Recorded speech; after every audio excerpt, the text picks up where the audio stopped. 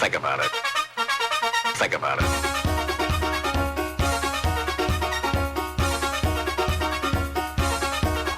Think about it.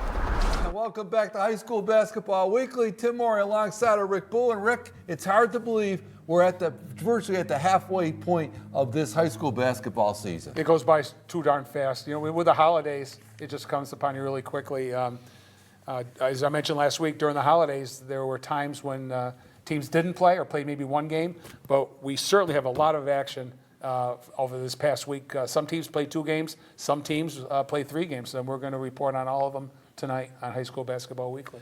And we'll get going, Rick, with the boys' action, and it was a busy, busy week. We'll start off with the Drury Blue Devils, Rick,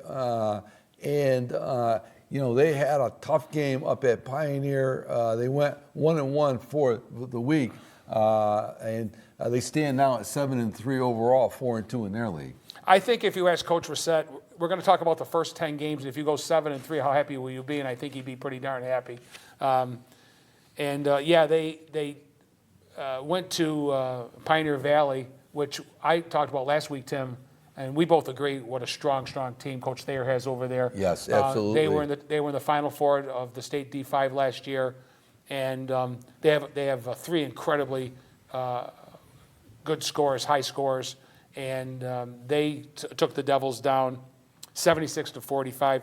You don't really see a Drury team get beat really bad. I mean, I think maybe over the last few years, Monument Mountain may have done it to them once or twice. Other than that, you really don't see it. But they were hotter than heck, from what I understand. They shot the lights out over there, and Drury just wasn't going to compete with them that night.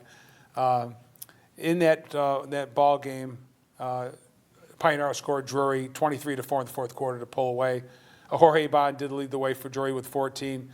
But like a lot of good teams do, you get back to practice, you forget about it. You celebrate your wins, and you forget about your losses, and you work hard in practice. And evidently, that's Coach Reset's kids were ready last night. And they beat a very, very good Frontier team, 59-47 up at the Bucky Bullet Gym. Jorge Bond again led the way with 21. And I want to talk a little bit, Tim, just for a minute if I can, about a couple of Drury seniors that got bench time last year. They were the first and second players off the bench for Coach Reset, and that's Colin Daly and James Varelis. And those 2 kids played their hearts out last night and really stepped up as senior leaders. And they really helped out Jorge Bond because they were missing Sam Moorman last night.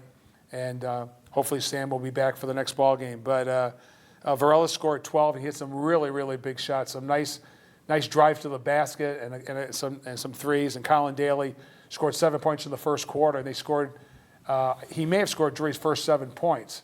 And finished with 11. Had a little bit of foul trouble, but they really, really played hard. And the younger kids that Coach Reset put there played hard. His substitution pattern, I thought, was incredible. And what he and Coach Georgie and the other coaches are doing up there, I think is fantastic. And they've got Hopkins Academy tomorrow night, and they stand at 7-3 and 4-2 in the league. And so you put out of mind right away that Pioneer game. That Pioneer team also beat Hoosick Valley, right. And they're undefeated, and they are ranked right now number 1 in the first power rankings for the MIAA. So no shame there in losing to Pioneer Valley on their home floor. Absolutely. Coach Thayer's got a real powerhouse going there at Pioneer. They're going to be a tough out in the state tournament, and very likely they're going to end up with a number 1 seed, and probably well-deserved, Rick. Yeah, and you know, we mentioned on this program often, Tim, at least I do, this little rivalry between Pioneer Valley and Drury over the last several years, going back, probably 6 or 7 years. They've had some real battles, and a lot of them were on the Curry Hicks Cage floor. And last year, Drury won both regular season games at Pioneer and at the Bucky Bullet Gym. Right. And we say all the time, it's hard to beat when you're head to head and you could flip a coin. It's tough to beat a team 3 times, and they couldn't pull it off the 3rd time in the quarterfinals of the MIA D5s. But they've got to come to North Adams again, and they may meet after that again. You'll have to see. Right, and I'm looking. That's going to be a real dandy of a game when Pioneer travels up to Drury later in the season, and we'll be looking out for that one as well. Hoosick Valley, they kind of split too this past week. Rick, they now have a record of 5-4. They're 3-3 in their league, and they had a tough game with Miami Mountain. No shame in losing to the Spartans. No, That's so what I team. just said about Drury, Tim, is like ditto. Same exact thing. You played a very, very tough, formidable opponent, a D4 team, Monument Mountain. Randy Coles probably has, if not Taconic, they would have, in my opinion, still the best team of boys basketball in Berkshire County, regardless of size or division. Hurricanes hung right with them. 67-55 was the final in Cheshire. Trey Moynihan led the way with 22. Quinnell Bradley had 15.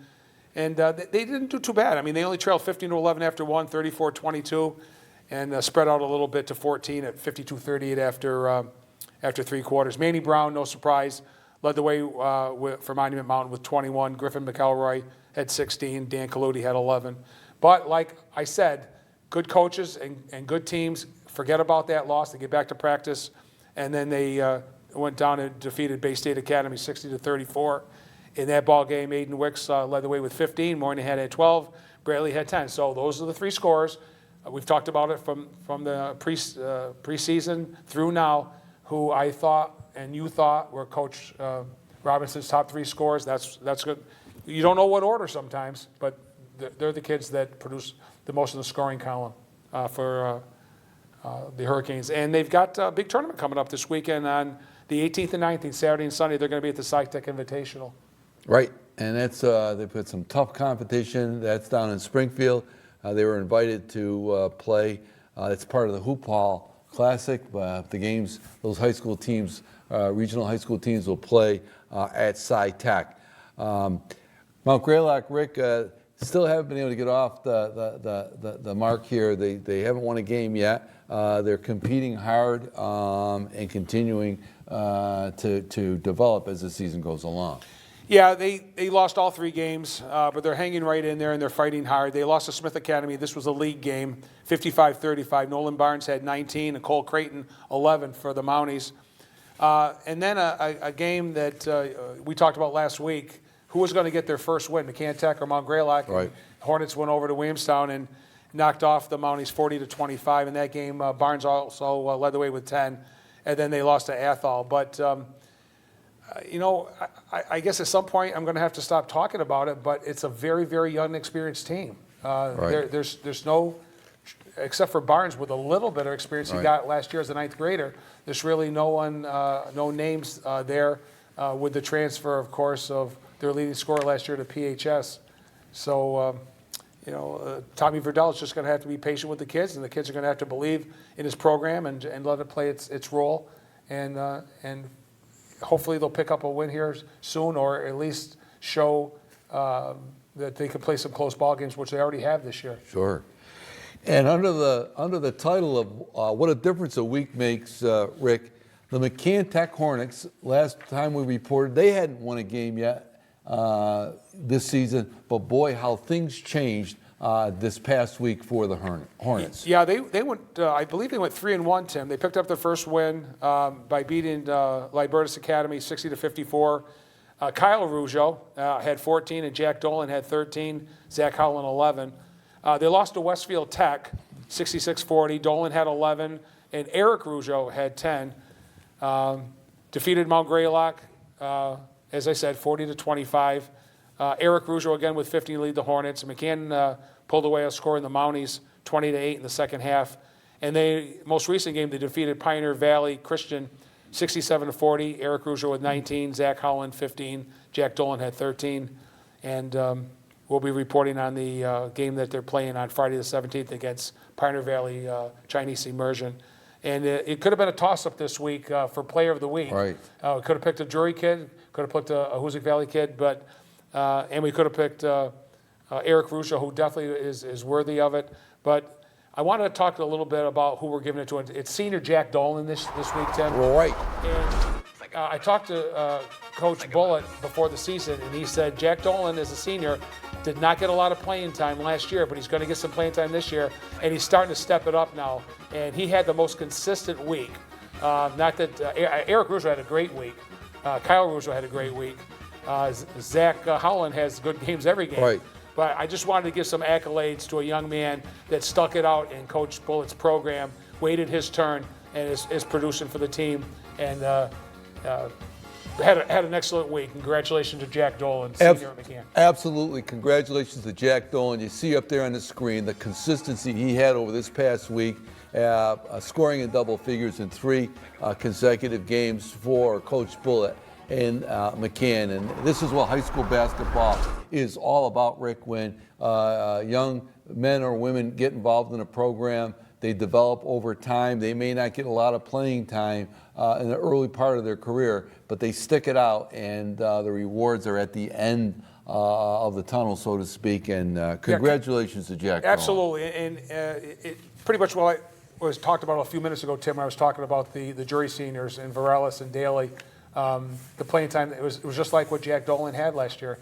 He was more of a role player last year, came in off the bench, got very, very few minutes, and got counted on this year and has produced. So congratulations to him. And while we have a minute, Rick, at the midway point here of the season, we can like to review the top scorers for boys, and we've got that up here where the boys have come out firing, and there you see the North Berkshire County boys scoring leaders, and at the top of the pack, Jorge Bond, the outstanding sophomore for the Drury Blue Devils, averaging better than 20 points a game. And right behind him, Aiden Wicks, the junior, and then another young gun, the freshman, Trevor Moynihan at Hoosick Valley. He's averaging better than 18 points a game. So you get an impressive list there. Yeah, you got a couple of jury kids, a couple of Hoosick kids right at the top. Nolan Barnes, who's led Mount Greylock almost in every game this year. Quinnell Bradley from Hoosick Valley. So that's the 1-2-3 punch for the Hurricanes. And a couple of McCann Tech Hornets I just mentioned recently, and Zach Howland, Eric Rougeau, been very, very consistent, as you can see. So. Right. So those are our scoring leaders at the midway point here of the season, and it's an impressive group at that, Rick. Turning to the girls' action, we talk about our North Berkshire teams on the girls' side. McCann Tech, the Lady Hornets, they were close. They haven't won a game yet, but boy, they had a real barn burner with Bay State Academy. Yeah, that was a game I thought they could win, and they were there all the way. They evidently lost that ball game 31-30. Faith Brazo led the way with 12. Brooke Reynolds had 8. Aiden Champney had 6. They also lost to Granby last week, 61-36. Champney again led the way with 10. Amaya Todd and Brooke Reynolds each had 9, and they've got a real tough, probably one of the best teams, girls teams in D5, and certainly in their league, Renaissance, who went undefeated for most of the season last year. That's going to be a tough one. So sooner or later, Coach Krantz's kids will pull one out, and hopefully it'll be very, very soon. But what I like about it is that they don't quit. And when you have a very new program with a new coach, it's only Coach Krantz's second year. You just have to be patient, like Coach Verdell, the boys at Mount Greylock, and just let the program grow. And right. It'll pay dividends down the road. The Mounties, Rick, they only had one game, and it was a good game with Belchertown that they lost. But impressively, the Mounties were in control of that game in the first half, and that's a pretty good Belchertown squad. Yeah, it's a team that knocked off Drury in Belchertown already, and they're a pretty darn good ball club. And as you said, Tim, the Mounties did lead 17-8 and 26-21 at the half. They did get outscored 23-11 in the final 2 quarters, though, and that was their demise. But it was a good ball game, and it was at Belchertown. So when they come to Mount Greylock, I think you might get a different result. Coach Jacoby's kids, they never give up. They're very young.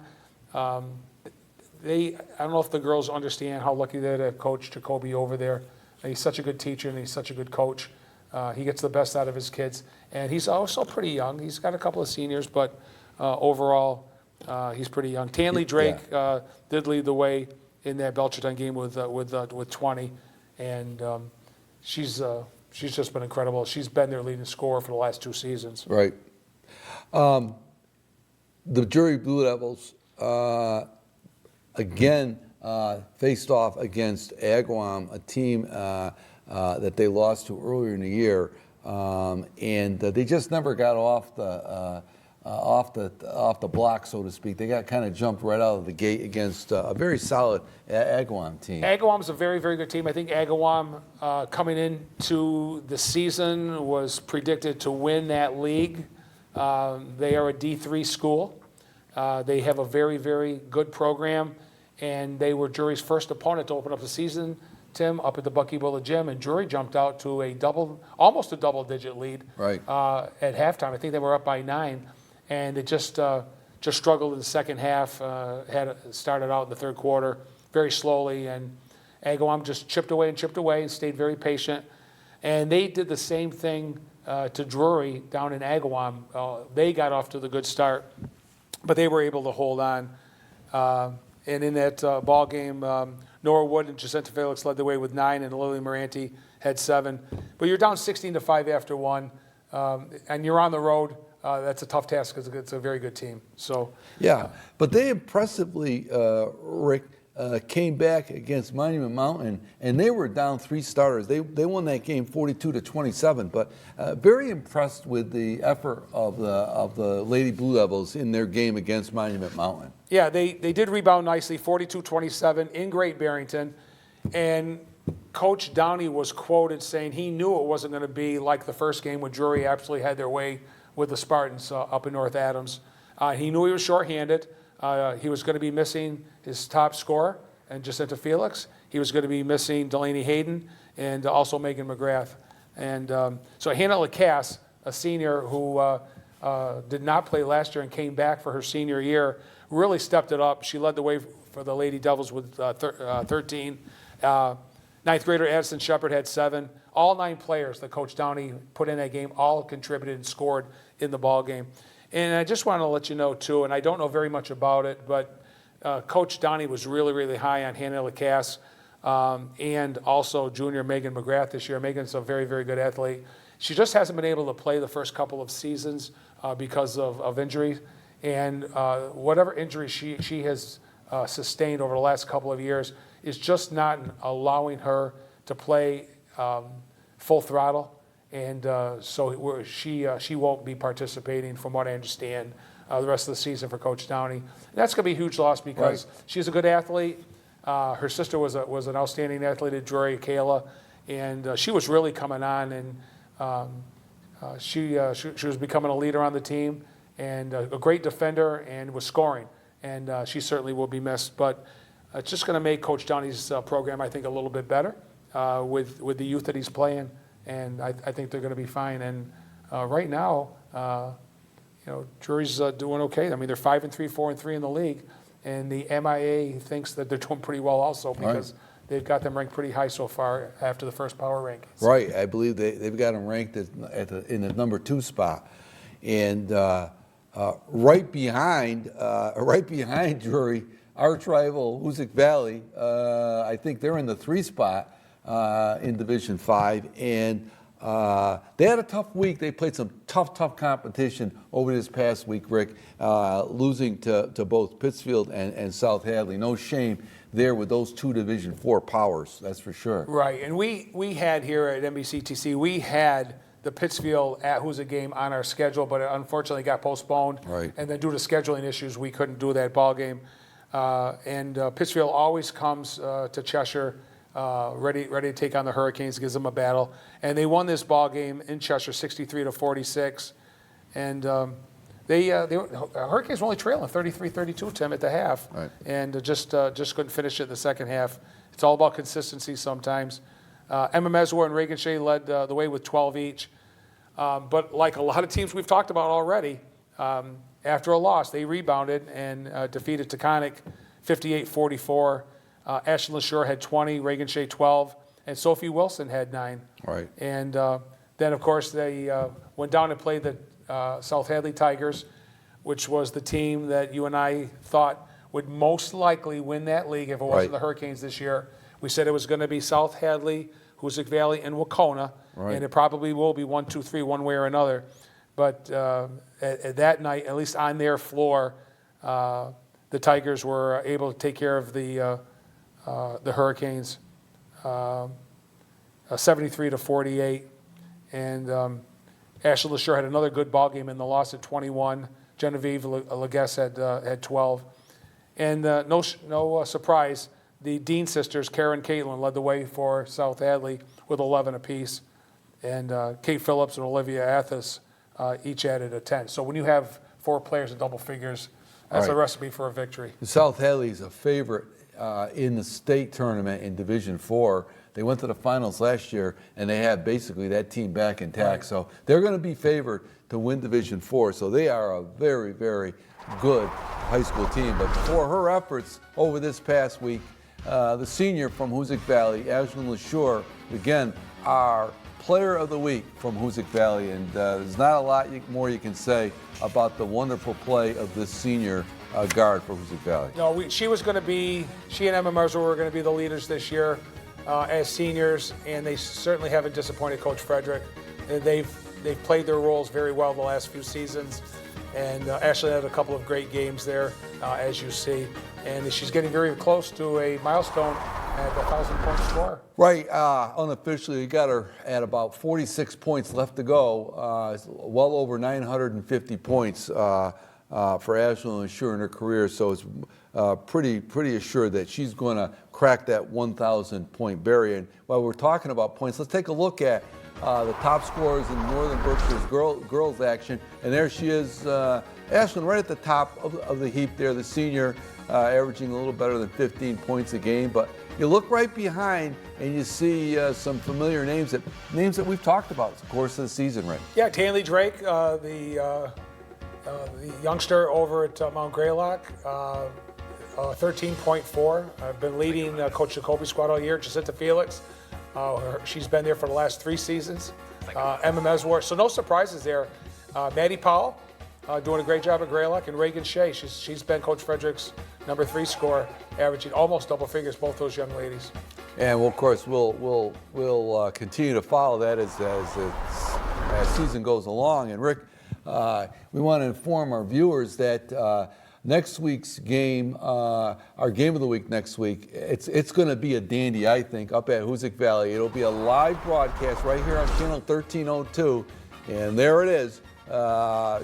Drury Blue Devils go to Hoosick Valley to take on the Hurricanes, and that should be a real fine high school basketball game, and you want to catch it there if you can. If you can't, you can tune in to the live action right here on channel 1302 with a simulcast on WMNB LP 107.1, so you can listen to it and you can watch it. So that's next Thursday night, January 23rd.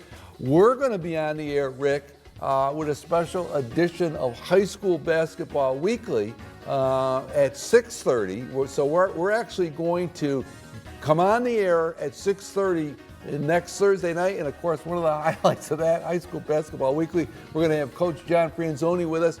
We're going to name the top 10 all-time from High School Basketball Weekly who we have picked for the girls, both Drury and Hoosick Valley. And we're going to come out with a list with the help of many people who have weighed in. And John Franzoni is going to be able to talk about a lot of these players that he either coached or coached against over the years. And that's going to be exciting. So that's a special edition of High School Basketball Weekly next Thursday night on January 23rd. We're going to be on the air at 6:30 p.m. from Hoosick Valley live, and we're going to have the rundown of the girls' top 10 of all time. Yeah, we're looking forward to it, and we've gotten great input from the community, and that's the telling tale, Tim. It's not the producers here. It's not you and I. It's going to be what everybody happens to think.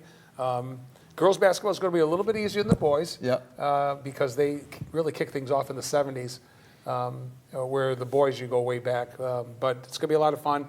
Coach Franzone is going to have a lot to add to that session of High School Basketball Weekly. He coached a lot of the girls that are going to be on that list. And it's really, really interesting, Rick, some of the work that we've done, the input we've gotten from the community, especially on the girls' side, because it's so compacted, really. When you say compacted, it's really about a 55-year history of girls' high school action.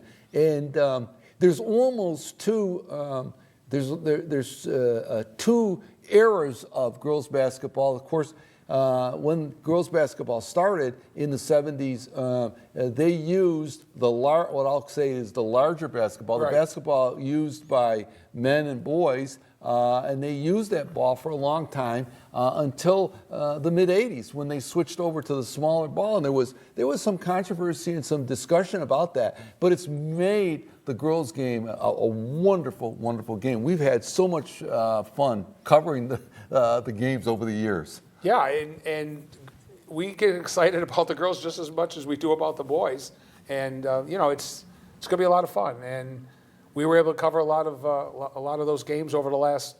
You started doing it probably 18 years ago, Tim, and I was a couple of years behind you. So we've been doing this for a lot longer than people think. Yeah. We've seen a lot of talent both on the boys and girls level, and we're going to try to take the public's point of view into it.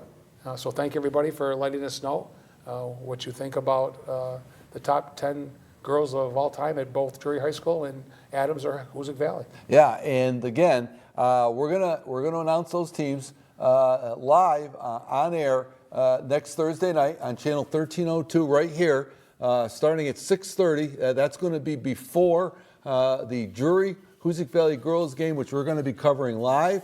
So we have that special edition of High School Basketball Weekly, followed up by, I think it's going to be a great, exciting girls game between Drury and Hoosick Valley next week, right here. Yeah, I mean, based upon the two squads this season, it looks like this game would be the most competitive in a long, long time, Tim. When I first started doing the games, Coach Franzone's team pretty much had their way with the Hurricanes. And then the dynasty started with the upset win at the Curry Hicks Cage.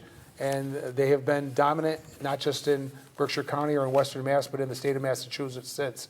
And this probably, the way the two teams are set up this year, probably would be one of the closer games we've done in a long time. And we're looking for a real good one. Absolutely. Also, Tim, the power rankings came out. Right. The very first ones after almost mid-season, because don't forget, you're not doing a 20-game season. Most teams are doing 18. So we're right around that 9-10 game mark. And so we should talk a little bit about the standings of some of the leagues that we have, and if we could put those up, that'd be great. Right. Yeah, we've got we're here, and there they are. So for the boys, right? You see the boys. We talked about Pioneer. Right. Pioneer. They're at the top of a very, very competitive conference. There, you've got Pioneer, Frontier, Greenfield, Drury. Those are three real solid teams in that conference, Rick. And then of course. You go down to an awfully difficult conference as well, the Bi-County East, with Monument Mountain, South Hadley, Belchertown, and Hoosick Valley. Yeah, that's a very, very tough league also. Monument Mountain won it last year. South Hadley, I think, finished second, or Hoosick Valley was right there with them. And that's, Monument Mountain should hold on to that Bi-County East. Pioneer Valley, we talked about a little while ago, still undefeated, ranked number 1 in the state in D5. Lee, 6-1. These records came out last week, so some of the teams have played an extra game. Lee's actually 7-1 now, but I see them winning that league, and I see Duggan Academy repeating in that Tri-County North where McCann is. They're probably on the bottom. They may not just be out of sight a little bit. Right. Right. And tough leagues anyway. Right. And tough for leagues. the girls, same thing. Western Massachusetts just has some very, very competitive leagues, and you see there the central, the girls on the central conference and in suburban, Drury playing up there. That's a tough league with some great teams, and then you got Hoosick Valley in the suburban with. Some teams that South Hadley again, they are lights out. Yeah, I see Renaissance winning that league for the second year in a row. Lennox won the Franklin North last year. They're still undefeated. And South Hadley also undefeated in the conference. Very, very tough team. I think they will win the Suburban. And Agawam, I think, will win the Girls Central. So it's just a battle for second, third place in the leagues. But you know what? You try to get in the D5 tournament, the D4, whatever division That's you're it. in. Try to get in. Play your best ball at the end of the season. That's exactly right. That's going to wrap it up here this week at High School Basketball Weekly. We remind you to tune in next Thursday night at 6:30. We'll have a special live edition. Until then, Rick Bua, Tim Morey. We'll see you next week on High School Basketball So Weekly. long, everybody.